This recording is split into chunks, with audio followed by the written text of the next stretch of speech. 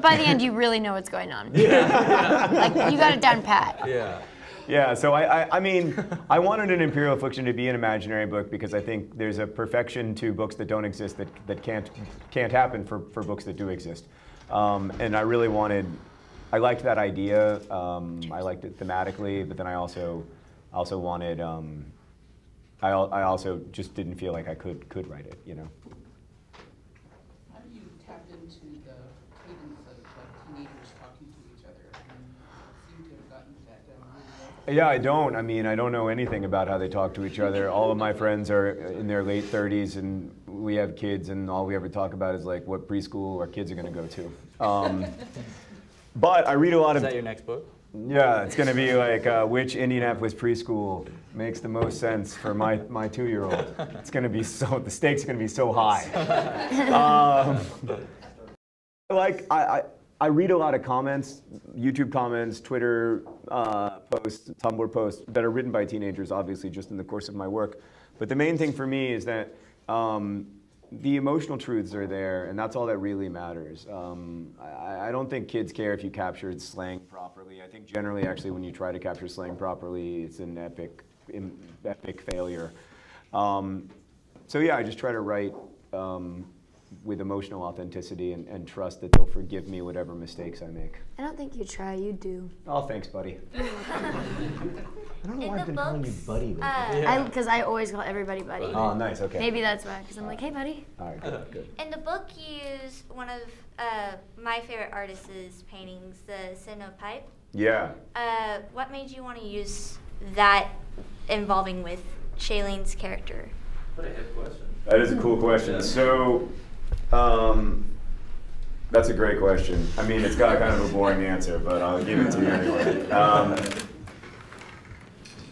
I'm really interested in art. My wife is a curator of contemporary art, so I just get a lot of it by osmosis. And in An Imperial Affliction, one of the very few things that we do know about it is that it's very concerned with identity and authenticity and the relationship between like the perceived self and the real self, which I think is interesting for people living with cancer because a lot of times they're perceived one-dimensionally. You know, they're perceived as kind of less than fully human in some ways because they're thought of as these mere tragedies or people who, you know, can't have sexual desire or can't have full, rich love in their lives or whatever.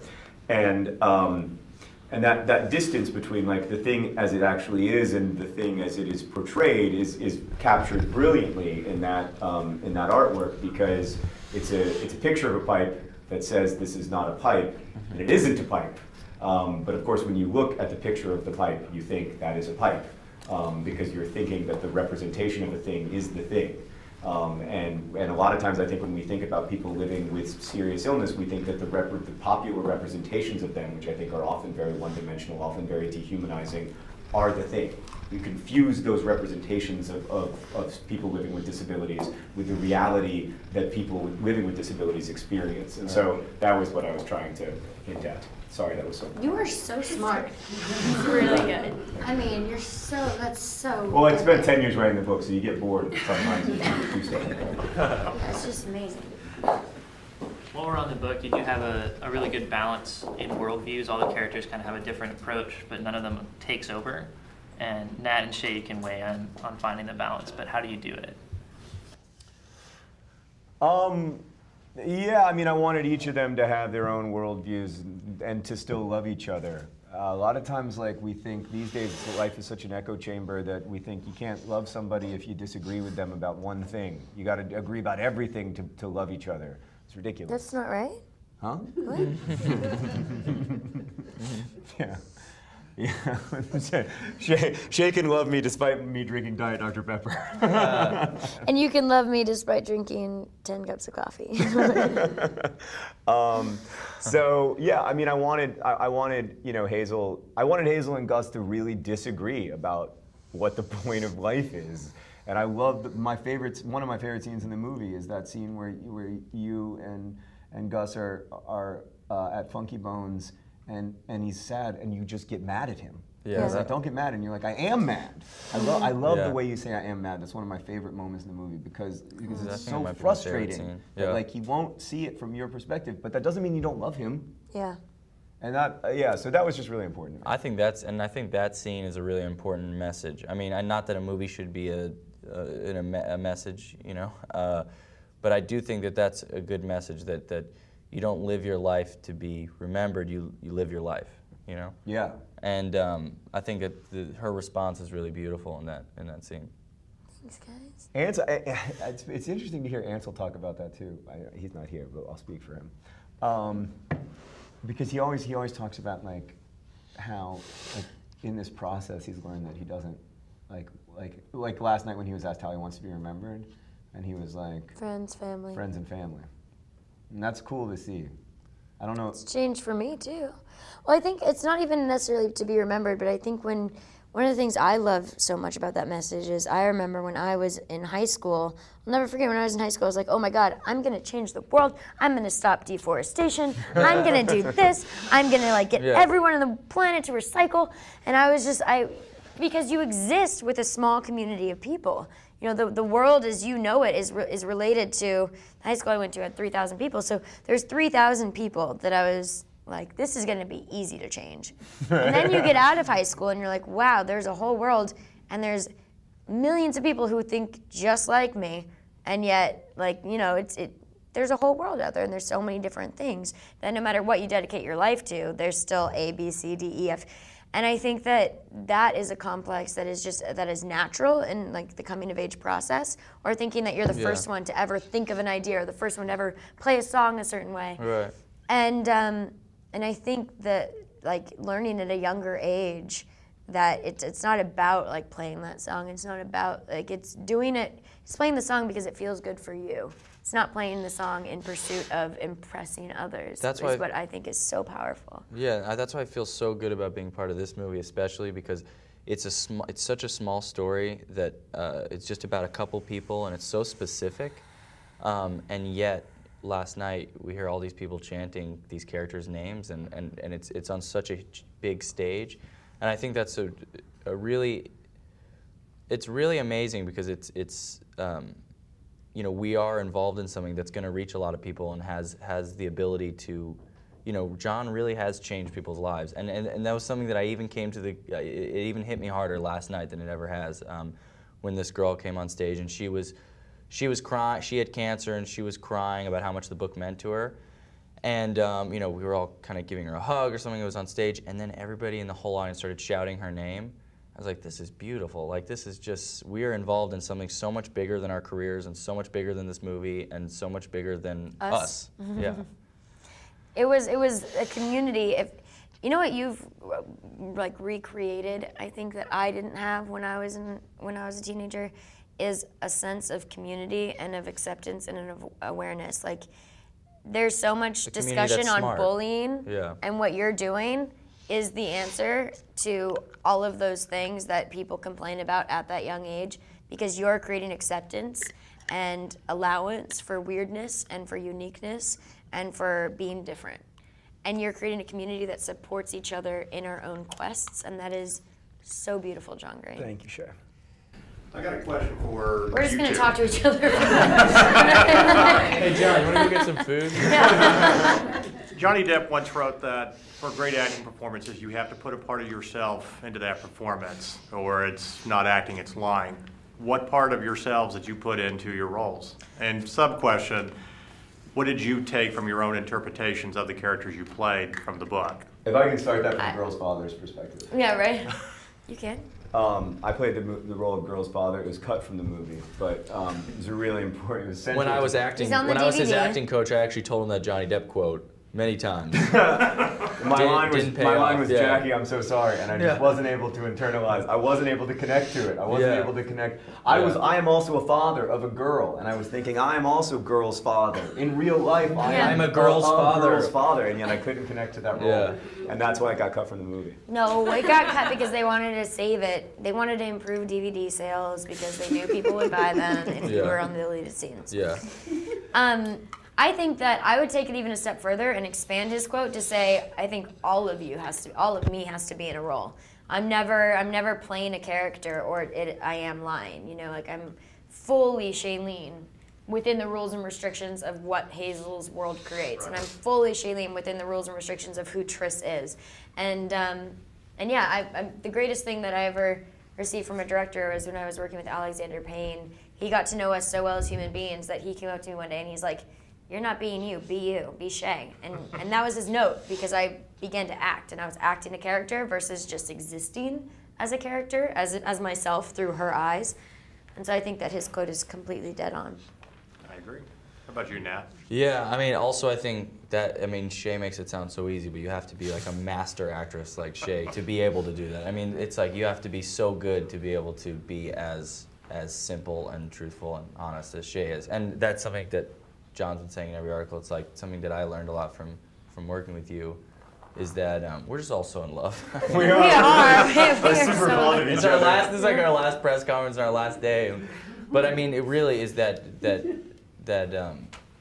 you know, but I do see your performances, and they are different. I mean, every single one is different. So you do submit yourself to the circumstances, and so you are playing a character, but it's just coming from a truthful place. You know what I mean? Like, it's not like you're just showing up. You know, you've incorporated the character into you, and then it comes out. You know, that's at least how it feels, because every movie is so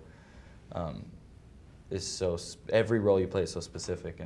But I mean, for this character, for me, it was basically just, I really connected to using humor to deal with pain, which is something that I've done my entire life. And I kind of came to the conclusion, because a lot of times I thought that's a negative thing. I kind of came to the conclusion that I think it's a good thing. I mean, I think if you can laugh about it, and meeting all these kids who really are going through these things.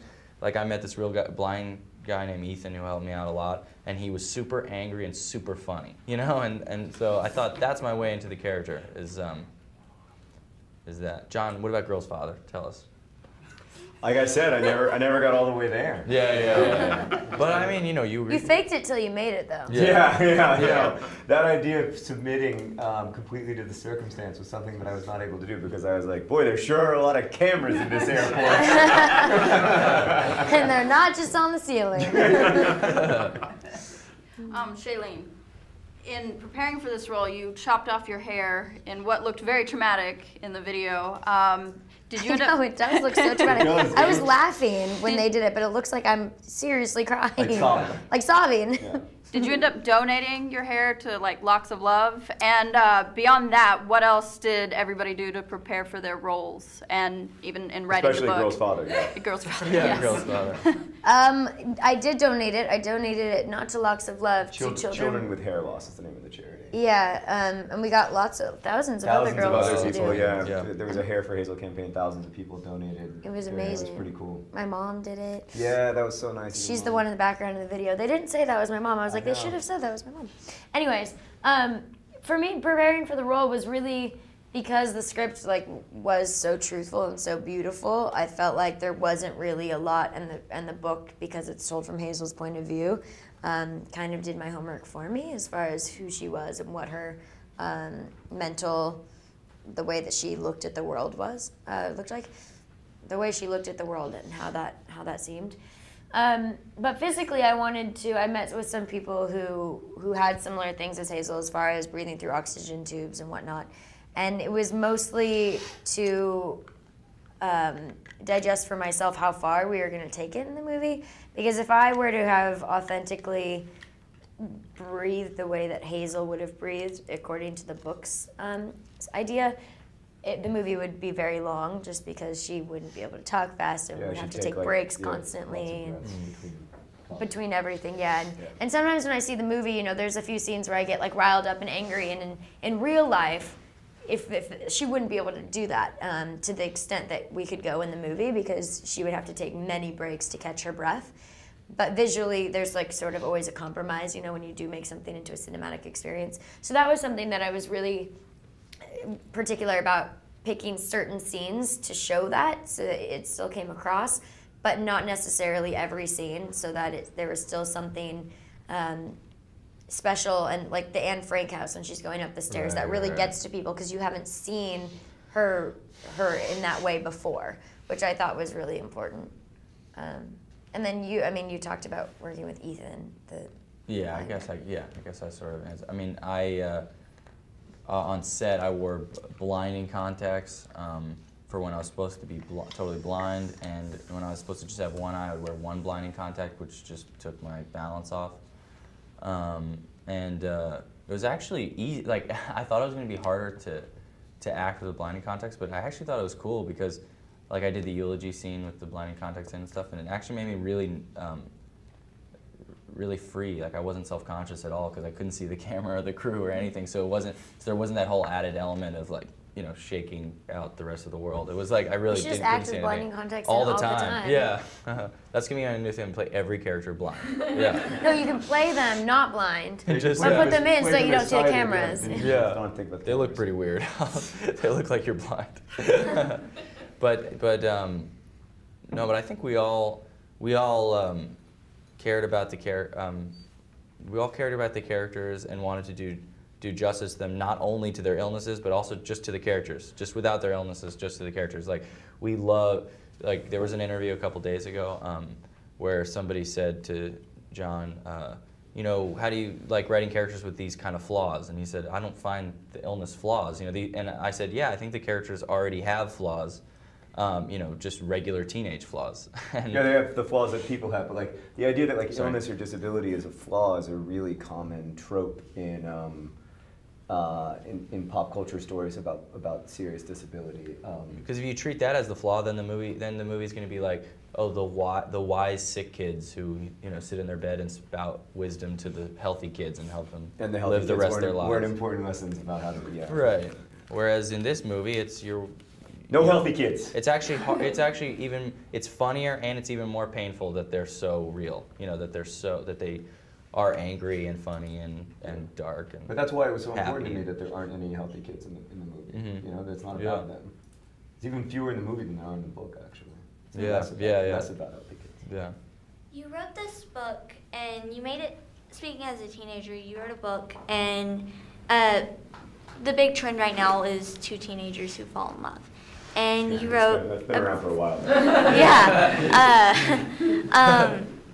And you didn't just write about the two teenagers who fell in love. You wrote about how they react with the family members and stuff. Yeah. What was it like for all three of y'all, you know, having that difference? Well, I mean, I wanted this to be a family story as well as a love story. I wanted it to be about all kinds of love, not just romantic love. And the love between Hazel and her parents is extremely important in the book, and I think also in the movie. There's also the kind of off-screen love story between Hazel's parents. You know, Mm-hmm. these two people who are going through a very difficult time in their marriage, but are surviving it because of their love for each other. And that was really important to me. And I never really wrote about adults before because I was always bored by them, and I was always trying to get them out of the scene as quickly as possible. Like, let's get these kids on a road trip, or let's get these kids to boarding school, or whatever. But I became a parent in 2010, and I think I think I got really interested in being a parent. And I couldn't finish the book until I understood. I couldn't finish the book hopefully until I understood that as long as either Hazel or her mother is alive, that relationship will endure. That there's that wonderful moment at the end of the movie where Hazel's mom says to Hazel, "Even when you die, I will always be your mom." Yeah, that gets me. That's a very important idea because love is literally stronger than death in that sense, and that was very important to me. And that's not something I understood until I had a child. We have time for one more question. Anne Frank, did you have problems getting permission to film there, or was that hard for the? We were the first movie ever to film there. Wow! What? They liked the novel. So it's awesome. Yeah. And then her tie in with the story of one person who did influence. Yeah, I mean, I think it's two people whose lives are circumscribed. You know, Hazel by her disability, and obviously by war, and whose lives are likely to be shorter, or in Hazel's case, or definitely were shorter than they should have been in Anne's case. but also I wanted them, Hazel and Gus, to be able to reclaim that space for life, you know. Anne Frank made out in the Anne Frank house. Why can't Hazel? You know, while you are here, you are fully alive. And I thought the way they did the voiceover in the movie, and that whole scene is just, oh man, what a kiss. Yeah. What a kiss. I watched it like 25 times. In a non-creepy way. No, like while y'all were filming. Yeah. But every time, and Wick, like the producer and the director would be like, I think they need to be a little more. And I was like, that was awesome. They were like, oh, I don't think we have maybe like a little more chase. And I was like, yeah, keep doing it. Man, make them do it 50 times. It was just so, it made me cry so much because it's just, I love that the girl kisses the guy. I know. Yeah. I love it. I know. Yeah. And I love that. I love her strength in that scene. I love that she's physically weak, but she is still fully herself.